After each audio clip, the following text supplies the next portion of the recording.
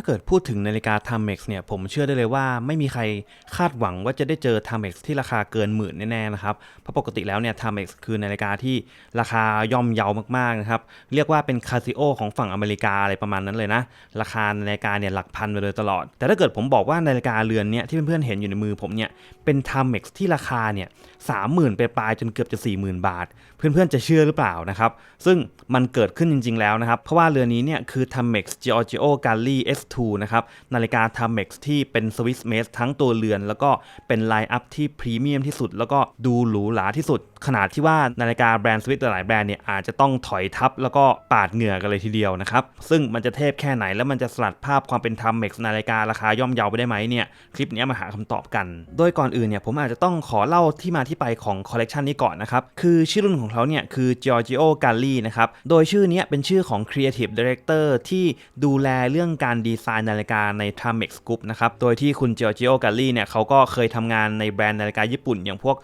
Seiko Citizen อะไรแบบนี้มาก่อนนะแล้วก็ผันตัวเองมาเป็นนักออกแบบให้กับTimex นั่นเองซึ่งก็ต้องยอมรับกันตามตรงนะครับว่า Timex เนี่ยคือหนึ่งในแบรนด์ที่จริงๆถือว่าทำนาฬิกาได้หน้าตาดีมากๆนะครับแต่ว่ารุ่นที่แบบราคาย่อมเยาราคาหลักพันต้นๆอะไรแบบนี้เขาจะเน้นวัสดุที่อาจจะยังไม่ได้พรีเมียมมากเช่นใช้พวกทองเหลืองชุบอะไรแบบนี้นะครับไม่ได้เป็นวัสดุแบบที่มันดูดีอ่ะดังนั้นหน้าตามันอาจจะโอเคแต่ว่าโดยภาพรวมเนี่ยมันยังดูเป็นนาฬิกาที่ไม่ได้ใช้งานได้จริงจังแล้วก็ยังดูไม่แพงเท่าไหร่นะครับแต่ว่าพอมันเป็นคอลเลกชันที่ใช้ชื่อของทาง Creative Director เนี่ยมาทำเป็นโมเดลทั้งทีนะครับเขาก็เลยมีความจัดเต็มใส่ทุกอย่างที่มันเป็นเทคโนโลยีที่นาฬิกาสวิสพึงจะมีอ่ะเข้าไปในเรือนนี้อย่างเต็มที่โดยที่ไม่กลัวเรื่องต้นทุนเลยนะครับคือว่าง่ายตั้งใจทำมาขายแพงเลยนั่นแหละดังนั้นเนี่ยเราก็เลยจะได้เห็นหลายๆอย่างที่ปกติเราจะไม่มีทางพบเจอได้บน Timex แต่ก็มาอยู่บนนาฬิกาเรือนนี้เป็นที่เรียบร้อยแล้วนะครับอันดับแรกเนี่ยผมอยากให้ดูตัวหน้าปัดก่อนเลยนะเพราะว่าแค่หน้าปัดเนี่ยก็จะเห็นดีเทลหลายๆอย่างที่ทำออกมาได้ดีมากๆนะด้านในเนี่ยเราจะเห็นหน้าปัดเป็นสีดำนะครับแล้วก็จะมีมิติความแบบเป็น 3D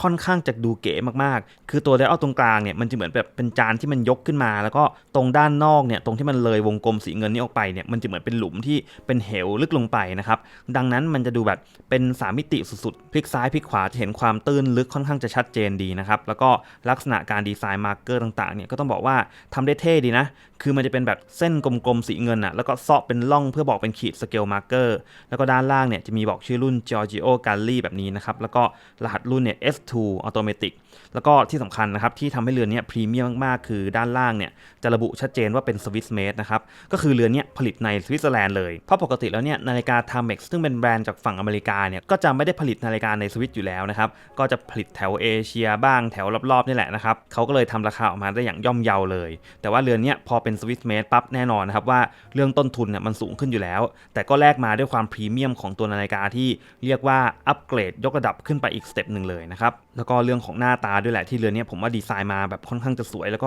ดูโดดเด่นดูแตกต่างกับ Timex ทั่วไปมากๆเลยนะแล้วก็ที่สำคัญนะครับคือเรือนนี้มันเป็นหนึ่งในเรือนที่เวลาเราเห็นรูปอ่ะมันดูโอเคละแต่ว่าตัวจริงอ่ะมันดูโอเคมากกว่าในรูปด้วยนะเพราะปกติแล้วเนี่ยเวลาผมซื้อนาฬิกา Timex นะผมมักจะโดนรูปมันหลอกนิดนึงอ่ะคือ Timex เนี่ยจุดเด่นก็คือทำรูป 3D ออกมาสวยมากๆอยู่แล้วนะครับแต่บางครั้งเวลาเราซื้อนาฬิกามามันอาจจะไม่ได้ตรงอย่างที่เราเห็นน่ะแต่อันเนี้ยต้องบอกว่าเป็นหนึ่งในไม่กี่เรือนของ Timex ที่ตัวจริงเราเห็นแล้วแบบ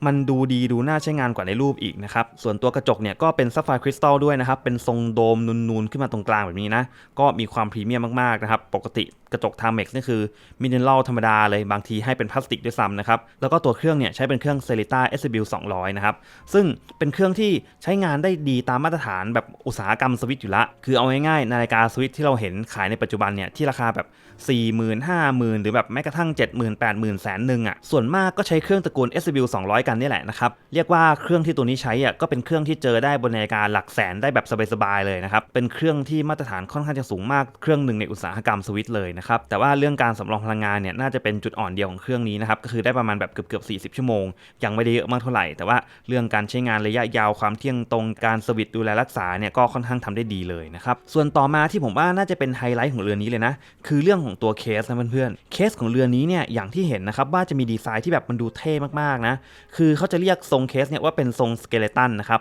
คือนอกจากหน้าปัดเนี่ยจะมีสเกเลตันที่มันเห็นทะลุปุโป่งแล้วตัวเคสเนี่ยก็มีความเป็นสเกเลตันได้นะครับเพราะว่ามันจะ จะมีการเปิดเป็นช่องให้เราเห็นเลยนะว่ามันทะลุเข้าไปเห็นด้านในแบบนี้นะครับมองจากด้านข้างก็จะเห็นเป็นช่องชัดเจนมากๆซึ่งแน่นอนว่ามันจะทำให้ตัวเรือเนี่ยมีน้ำหนักที่มันเบาลงนะครับแล้วก็ได้ความโปร่งได้ดีไซน์ที่มันดูเก๋มากขึ้นด้วยอย่างไอ้ส่วนตรงเนี้ยที่มันเป็นแบบขาลักด้านในที่มันขัดมาคมๆอ่ะเอานิ้วรูปๆมาที่แบบโอ้โหอย่างฟินเลยนะครับคนที่ชอบในการแนวคมๆสันชัดๆเนี่ยชอบเรือนี้แน่นอนนะซึ่งผมเนี่ยเป็นหนึ่งในนั้นนะครับผมเลยโดนเรือนี้ตกได้ไม่ยากเลยนะครับแล้วก็ฝาหลังเนี่ยเปิดโชว์เครื่องมาแบบนี้นะครับ Celica SW 200หน้าตาก็ประมาณนี้เลยนะครับเป็นสแตนดาร์ดที่เราเห็นกันบ่อยๆอยู่ละบรรดาแบรนด์ดังๆโมเลซาคัวโอริสอะไรแบบนี้ที่ราคาเขาแบบหลักหลายหมื่นหรือว่าเกินแสนไปแล้วเนี่ยก็ใช้เครื่องแบบนี้ทั้งนั้นนะครับรอบๆมีสเปคบอกไว้นิดนึงนะครับสเปคการกันน้ำก็50เมตรนะรายละเอียดก็ประมาณนี้นะครับส่วนขนาดเคสไซส์เนี่ยเป็นไซส์ที่ดีมากๆนะอยู่ที่ประมาณ38มิลความหนาอยู่ที่ 12.1 มิลเท่านั้นนะครั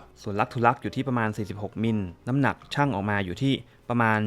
79ปลายๆนะครับมาดูอีกส่วนหนึ่งที่ผมชอบกันบ้างนะก็คือตัวสายนั่นเองนะครับสายเนี่ยตอนแรกผมดูจากในรูปเนี่ยคิดว่ายังไงก็ต้องแบบเป็นสายหนังเรียบๆอ่ะเพราะว่านาฬิกาหน้าตามามินิมอลมากๆนะครับดูเรียบร้อยมากๆสายเนี่ยก็คิดว่าคงเป็นหนังวัวแหละแต่ว่าเอาเข้าจริงเนี่ยสายเนี่ยเป็นยางนะเพื่อนๆแล้วก็เป็นยางที่แบบทำมาดีมากๆเลยอ่ะคือ texture มันดูแบบมีความแบบขรุขระเล็กน้อยบางๆนะครับคือไม่ได้เป็นยางที่ดูเรียบเกินไปอ่ะแล้วก็ตัวบานพับเนี่ยทำได้ดีมากนะเพราะว่ามันจะเป็นการร้อยตัวสายเนี่ยเข้ามาด้านในแบบนี้ดังนั้นเวลาใส่เนี่ยมันก็จะแบบเป็นเนื้อสายแหละที่มาสัมผัสกับตัวแขนเรานะครับฟีลลิ่งตอนสวมใส่จะดีกว่ามากๆเลยนะครับดีกว่าให้แบบพวกก้านโลหะแบบนี้มันมาทาบแขนเราโดยตรงนะแล้วก็ตัวบานพับมีโลโก้ S2 แบบนี้นะครับค่อนข้างจะโอเคเลยอันนี้ผมชอบมากแม้แต่ข้างๆสายเนี่ยเขายังเน้นดีไซน์ที่มันล้อไปกับตัวเคสด้วยนะครับดูเท่มากๆเลยนะเป็นสไตล์ที่แบบเว้าๆเข้าไปนิดนึงแบบนี้ข้อมือผม 5.75 นิ้วหรือว่า 14.5 เซนนะครับยังเหลือรูให้ใส่เนี่ยอีกรูนึงนะอยู่บนข้อออกมาก็ประมาณนี้เลยนะครับอันดับแรกเนี่ยผมอยากให้เพื่อนๆเนี่ยลืมความเป็นนาฬิกา Timex ไปได้เลยนะครับเพราะว่านี่คือนาฬิกา Timex ที่ไม่ Timex เลยนะครับคือจริงๆสโลแกนของเรือนนี้มันตรงกันข้ามเลยนะเขาจะบอกว่านี่คือนาฬิกา Timex ที่มันมีความ Timex ที่สุดแต่สำหรับผมอ่ะผมแบบซื้อ Timex มาก็เยอะแล้วไงผมก็จะรู้แหละว่า Timex จริงๆอ่ะมันจะไม่ใช่นาฬิกาแนวหรูแนวแบบมีความเป็น Swiss made มีความเนี้ยบเลยขนาดนั้นมันจะแบบวัสดุจะแปลกๆนิดนึงจะมีความแบบไม่ค่อยเนี้ยบอยู่เยอะแต่ก็หน้าตาดูดีโดยภาพรวมอะไรแบบนี้นะครับแต่ว่าเรือนนี้มันจะมาแนวแบบเนี้ยบจริงจังมากๆนะครับคือถ้าเกิดตัดโลโก้ Timex ออกเนี่ยแล้วเอาโลโก้แบบแบรนด์ที่มันมีความไฮเอ็นเข้าไปอย่างเช่นแบบหมิงวอชนะครับไมโครแบรนด์ที่ราคาหลักแสนอย่างเงี้ยหรือเอาแบรนด์สวิตแพงๆเนี่ยเข้ามาแปะเข้าไปปั๊บนะครับบอกได้เลยว่าเรือนนี้คือราคาเกินแสนแน่นอนนะครับเพราะว่าทุกอย่างเนี่ยมันดูจริงจังเนี้ยบเกินเบอร์นาฬิการาคา 3-4 หมื่นไปมากๆดังนั้นก็ต้องบอกว่านี่คือหนึ่งในนาฬิกาที่ดีเรือนนึงเลยแหละในการใส่ใช้งานนะครับทั้งเรื่องของดีไซน์ที่แบบมันดูเท่มากๆนะครับเรื่องการที่แบบมันเป็นฮอลโลว์แบบนี้นะครับเป็นช่องเป็นรูให้เราได้เห็นมิติของตัวเคสก็ดูเท่มากๆแล้วก็หน้าปัดที่แบบมาแนวมินิมอลดูเรียบง่ายดูเรียบร้อยแต่ก็มีดีเทลรายละเอียดหลายๆอย่างซ่อนไว้ในหน้าปัดที่ทำให้เราค่อนข้างจะอยากมองนาฬิกาเขาอะดังนั้นถ้าถามว่าคุ้มค่าไหมกับการที่ซื้อ Timex ราคา 30,000 กว่าบาทเนี่ย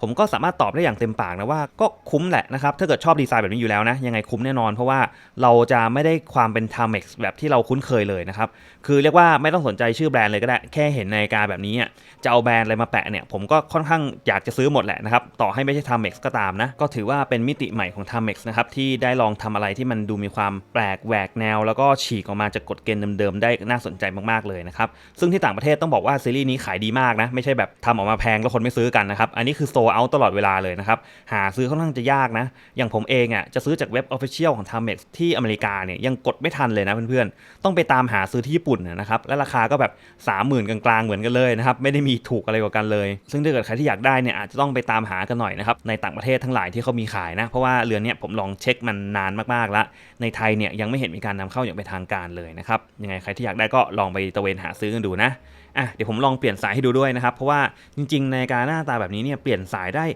ค่อนข้างน่าสนใจนะคือจะเปลี่ยนลุคให้กับนาฬิกาเป็นเรสวอชเลยก็ได้นะครับเพราะปกติแล้วเนี่ยถ้าเกิดนาฬิกามันมาแบบเป็นตัวเคสเพียวๆแบบนี้มันก็ดูแบบเป็นนาฬิกามินิมอลที่มันไปได้กับหลายๆโอกาสดีอะแต่ว่าสิ่งที่อยากให้ดูก่อนเนี่ยคือลักไซส์เขาค่อนข้างจะเล็กนะครับคือออกมาประมาณ18มิลนะซึ่งทีแรกผมคิดว่าน่าจะสักประมาณ19-20นะครับแต่ว่าให้มา18ก็ค่อนข้างแอบแปลกใจเล็กน้อยซึ่งผมจะลองเป็นสายหนังเซเฟโนของ Deluxe นะครับก็เป็นสายที่คุณภาพดีมากนะครับอยู่กับสายหนังเซเฟโนก็ออกมาประมาณนี้นะเพื่อนๆนี่โอ้โหใช้ได้เลยนะครับดูมีความแบบเป็นนาฬิกา Dead Dress ดูสวยๆนะครับแนว Prada นะผู้ดีเลยใครที่เบื่อสายเดิมก็ เปลี่ยนแนวกันได้นะครับแต่ถ้าเกิดถามผมนะผมชอบสายยางเดิมที่สุดละนะครับเพราะว่ามันก็ดูแบบมีความเรียบร้อยดูเรียบง่ายเข้ากับนาฬิกามากๆอยู่แล้วอะเนี่ยพออยู่กับสายดำแบบอื่นๆก็ไปได้นะดูสบายๆนะครับดู